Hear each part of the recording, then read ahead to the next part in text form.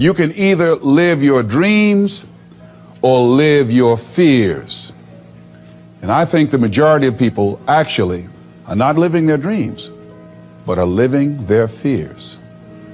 So I want to ask you a question. What are your fears? What are you afraid of? What are you scared of? Because we all have fears, don't we? We all have something that's blocking us, that's holding us back. And as we begin to look at life, what we realize is that the reason that most people are not living out their true potential, are not doing all of the things that they would really like to do, is because of fear. Some people call fear false evidence or expectations appearing real. I'm reminded of the story of a guy that was living in an area where he had some new neighbors, and these neighbors had a bulldog.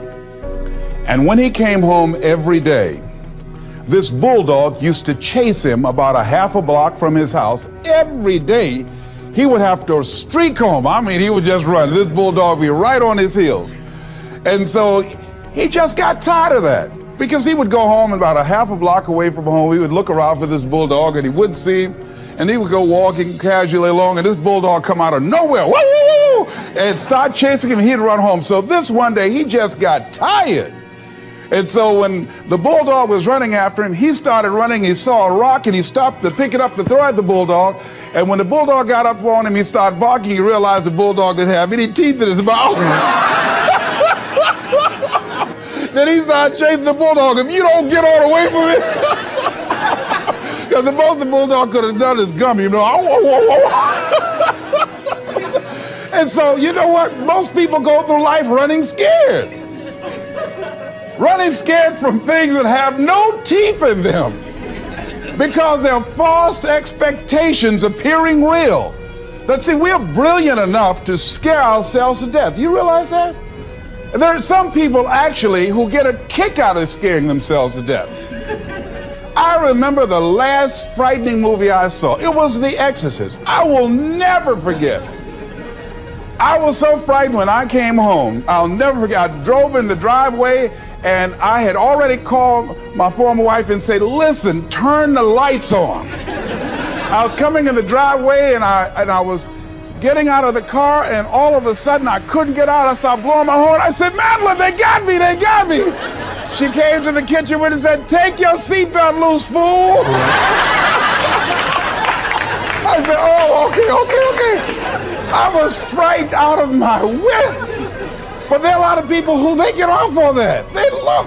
I'm a person now. My brother is a paratrooper. My twin brother, he's in the military, career man. I would love to jump out of an airplane to parachute. I'm scared though. I mean, I really admire my brother for that. I would really love to be macho man like that. What are the things that you fear that's been keeping you from living your dream?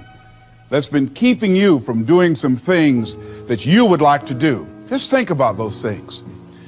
And how do we begin to handle that? Abraham Maslow said that life is about growth. And he said, you can either go back to your comfort zone, and there you won't find any growth, or you must be willing to go forward and face your fears again and again and again, because you're never going to have a fear-free existence. I mean, some fear is acceptable and legitimate. There are some things that you really should be afraid of. Now, you shouldn't allow it to immobilize you. You acknowledge it, you take it into account, and you carry yourself accordingly. There are times that we should proceed with caution, but it's the difference between being stopped by fear. It's the difference between having a fear and the fear having you. So what do? One, acknowledge it, and knowing that it's okay.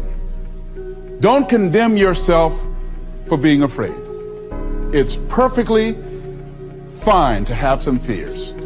You acknowledge your fears, you embrace those fears, and then you move on. you act on whatever it is that you fear. Because once you embrace it, see, what you resist will persist.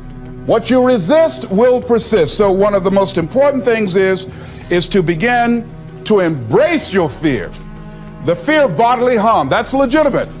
When I was a disc jockey in Columbus, Ohio, you know, I was young, about 22, 23, thought I was tough, and I was on the air, and Al Green, who was a great performer at that time and still is now singing gospel music, had a record. His first hit record was Back Up Train.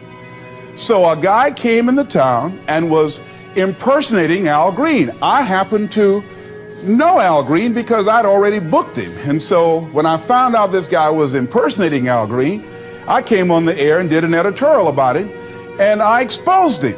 He was a rather big fellow, and so he had the word out that when I see this guy Les Brown, the disc jockey, I'm going to knock him in the mouth for having a big mouth. So I was driving down Main Street in Columbus, Ohio, had my son in the car, and I always had this little saying, hey, if anybody ever put a threat on me, I'm going to make them honor it. So I saw this guy in the street. So I pull around.